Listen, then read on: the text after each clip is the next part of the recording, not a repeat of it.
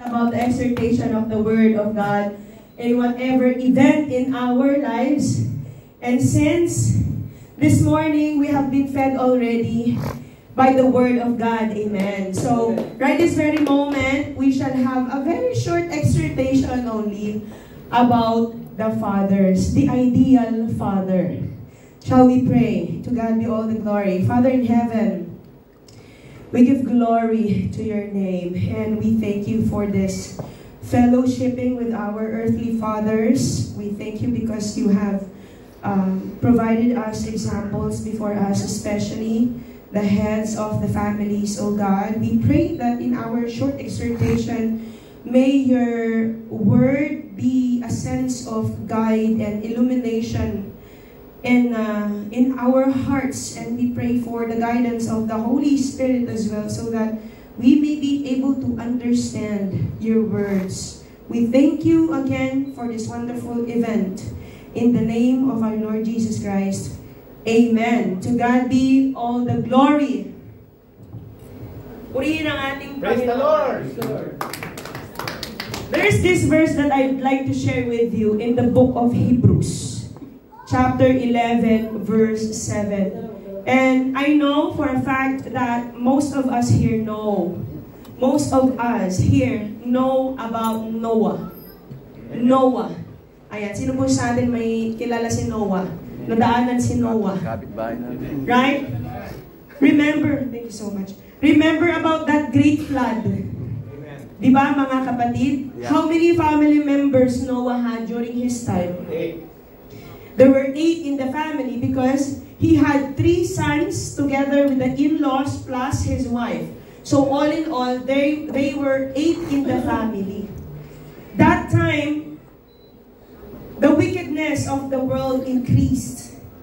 And the Lord was audibly speaking to Noah about instructions on what he needed to do. And that time, he received instruction about building an ark. Amen? Amen. So the Lord was very detailed. He was very detailed when it comes to the specifications of the ark that Noah built. And one thing that God admired about the character of Noah is him being obedient to the instructions.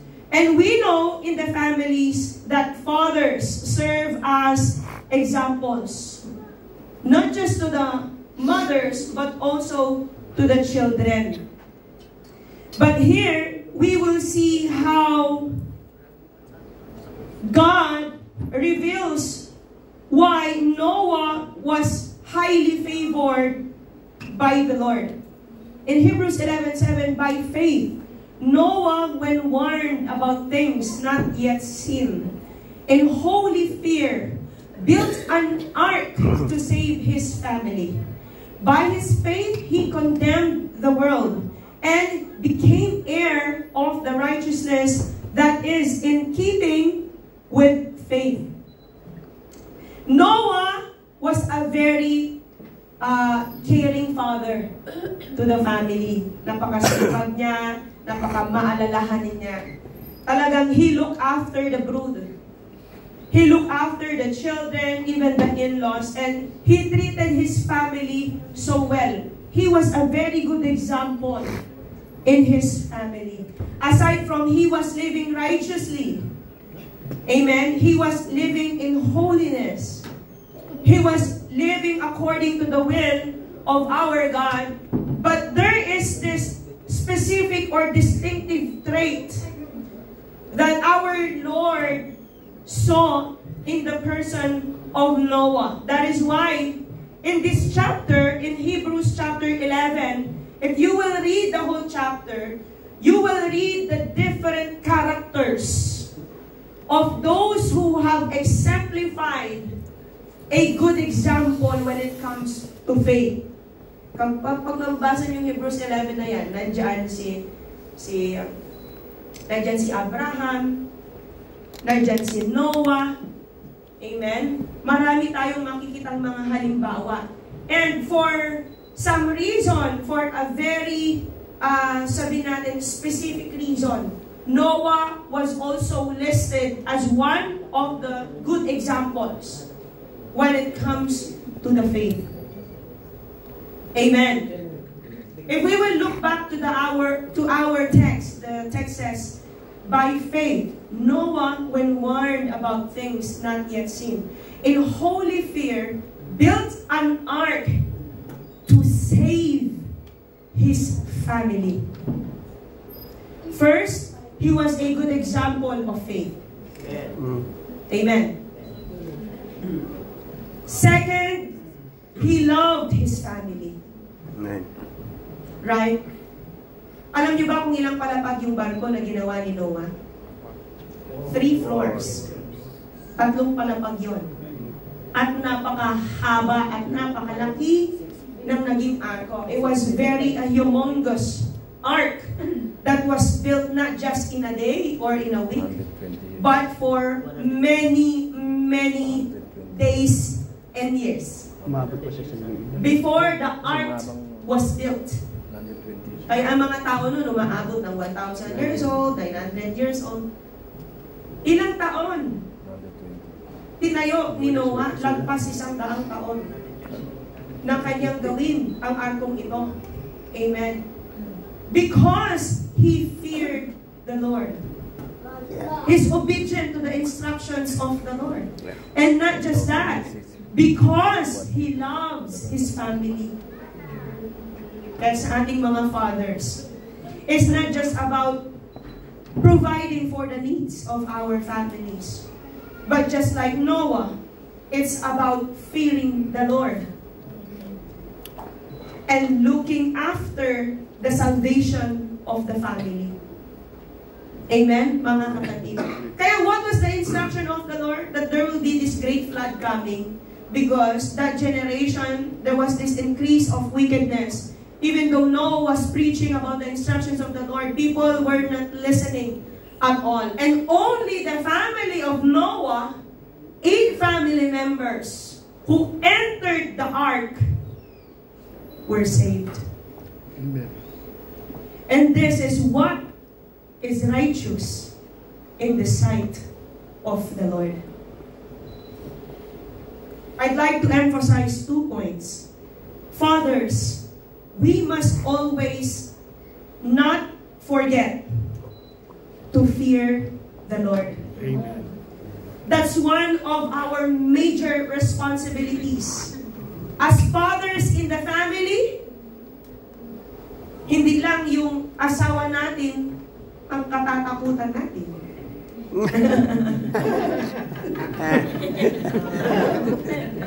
Not just the wives that we are afraid of. Hindi lang tayo takot sa mga asawa natin, no? Yakuza. Pero mga kapatid, unang huwag nating kakalimutan gaya ni Noe. Kailangan tayo magkaroon takot sa Panginoon. And it is good that the fathers are not just earthly fathers, but you are spiritual fathers to your family. Amen. It is good that you encourage your wife, your children to the church, that you encourage them to obey the faith. Because that is how you will find favor from the Lord. Look, shall we go back to our text? In holy fear, built an ark to save his family. Because the Lord said, Noah, you need to make this ark. And you bring your family inside the ark. Because I will be sending a great flood. And those who did not believe in you shall be perished. Yan ang sabi ng Panginoon eh. So I know it is hard for us to even encourage our children to the faith. Amen. But with the fear of the Lord, if we really love our children, we will not just, provide for them the material needs, the earthly needs that they want. But most especially, if we really love our children, we should think about their salvation too. Yun talaga yun eh. It's beyond the earthly bodies. Amen? Our fatherly love, you as fathers, should compel, should encourage, ayan, your children to serving our God.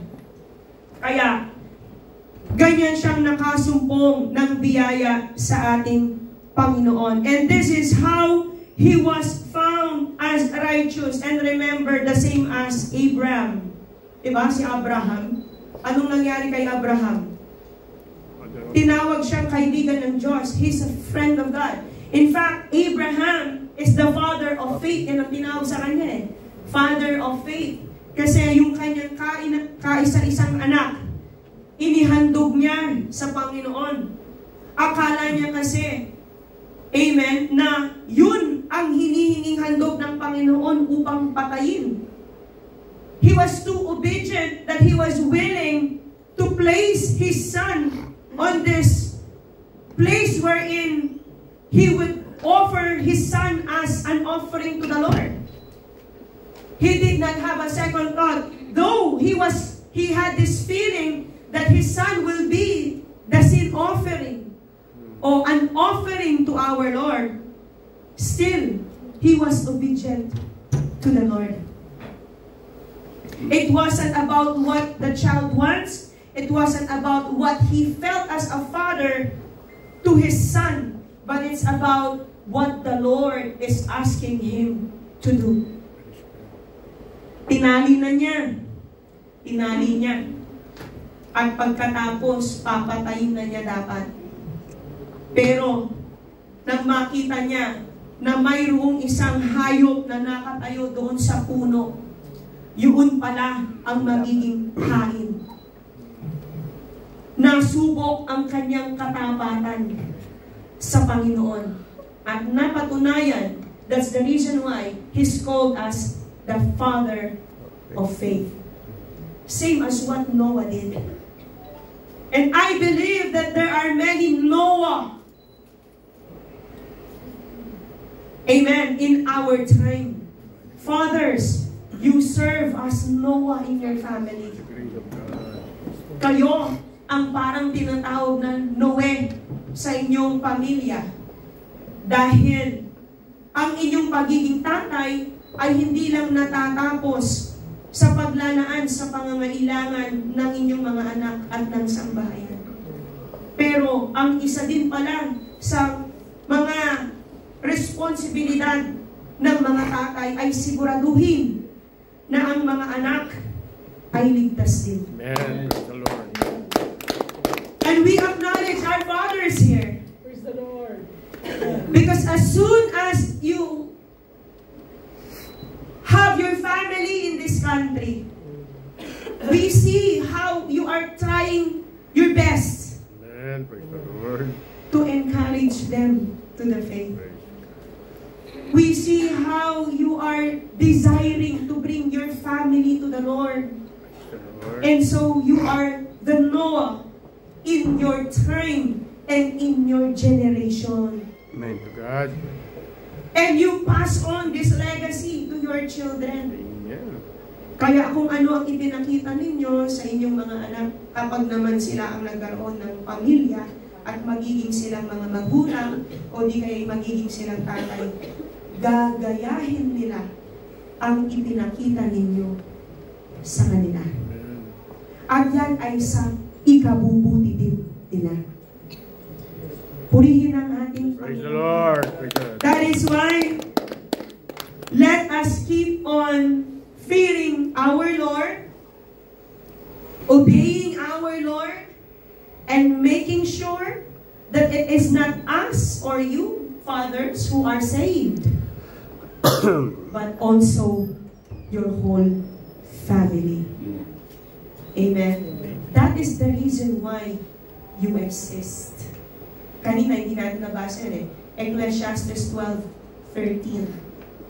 Anong sabi dyan sa Ecclesiastes 12:13? Now all has been heard. Here is the conclusion of the matter. Fear God and keep His commandments, For this is the duty of all mankind. Amen. In King James Version, the word whole duty of man is used. Whole duty of man. So our duties is not just about being a father. Right? But our ultimate duty is to fear God and to keep His commands. And you as Noah in your family, you will encourage your children, your wives, to fear God as well and to keep His commands.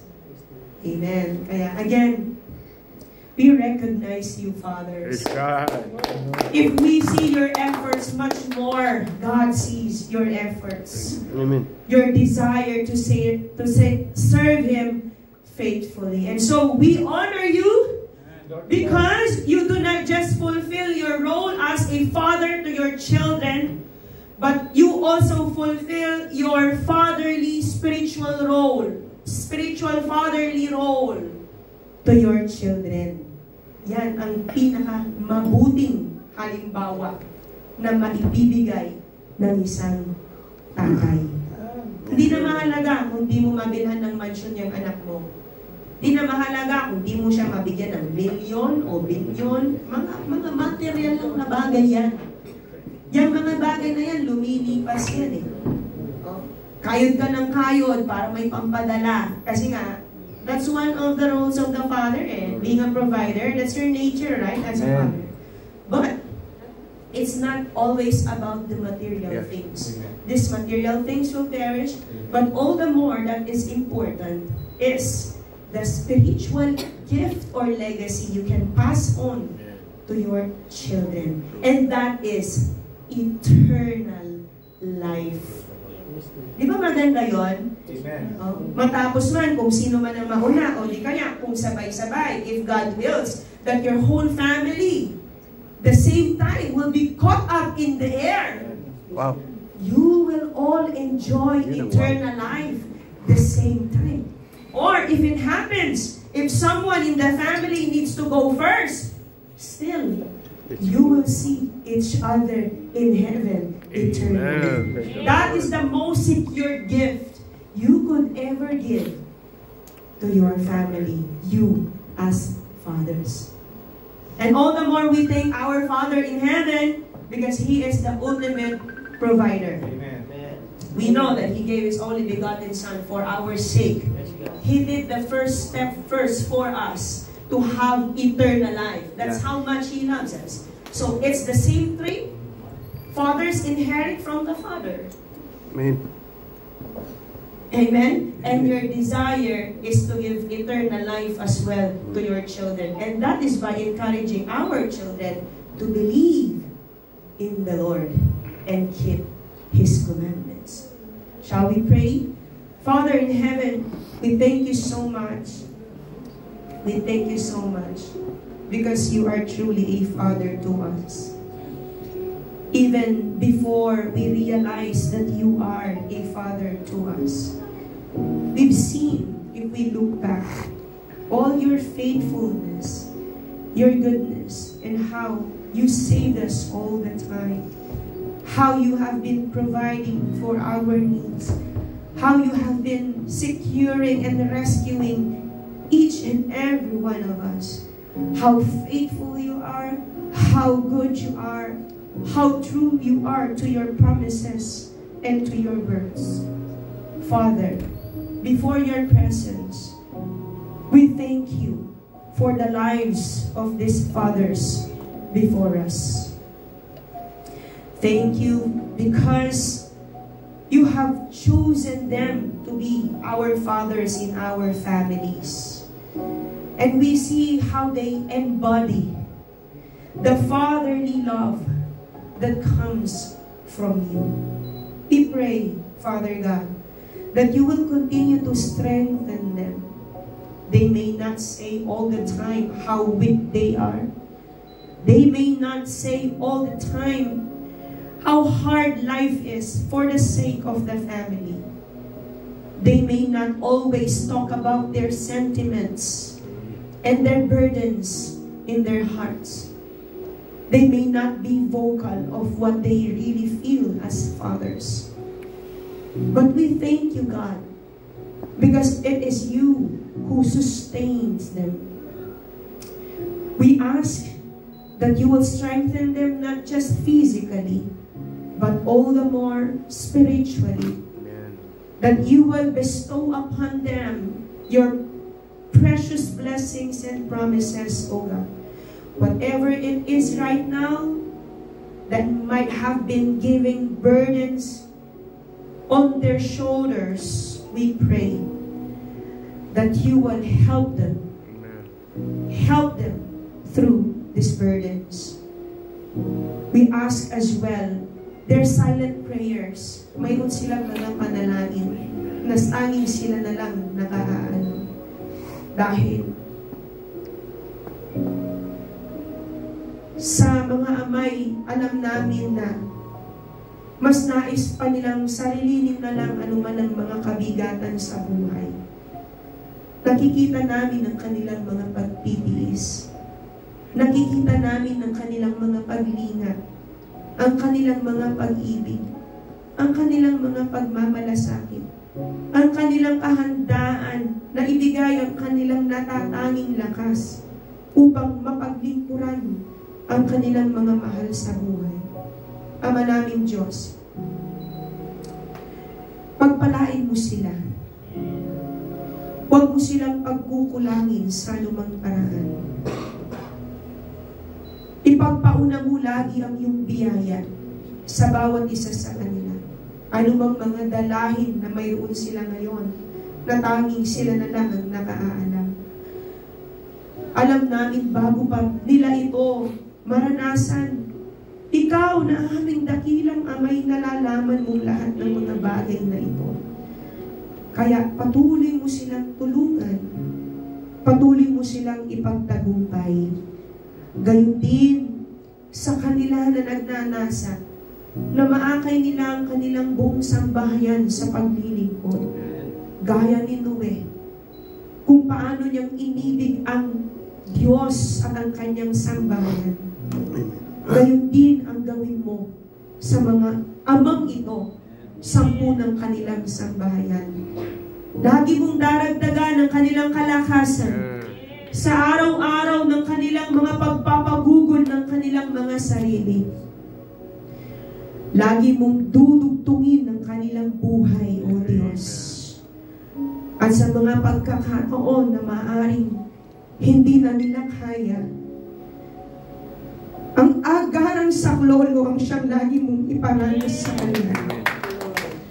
Ang iyong pang-aaliw sa kanila ay iparanas mong lagi. Sa mga panahon na maaari sila'y nangungulila sa kanilang mga anak, sa kanilang mga kamag-anak sa malayo, sa kanilang mga pamilya. Aliwin mo sila, iparanas mong kailan may hindi sila nag-iisa. Sapagkat ikaw ay laging nakatuon sa kanila. At ang iyong mga pagpapalay sumasa kanila. Muli, ipinagpapasalamat namin sa iyo, O Diyos, sila na mga ama. Muli, O Diyos, maraming salamat sapagkat ang araw na ito'y ginawa mong pagkakataon upang sa maliit lang na pamamaraan ay maiparamdam namin sa kanila na sila'y mahalaga sa amin. Na sila ay mahal namin. Salamat po. Ito po ang aming samot dalangin. Sa pangalan ng aming Panginoong Jesus. Amen. Amen. To God be all the glory. Binabalik ko na po sa ating tagapanguna.